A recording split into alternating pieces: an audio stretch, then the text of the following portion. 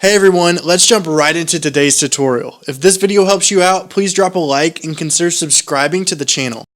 First, open your web browser and go to Google.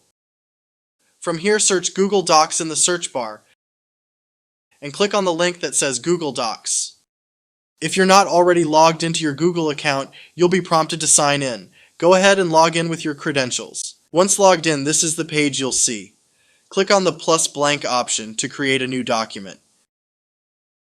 Now that you have a blank document open, let's add your image. Go and find the image file that you want to change to a PDF. Mine's just here on the desktop. Simply click and drag the image from your desktop into the Google Docs window, and your image will be inserted into the document. You can adjust the size of your image by clicking and dragging the corners. If needed, you can also move the image by clicking and dragging it to your desired position. When you're satisfied with how your image looks, it's time to save this document as a PDF.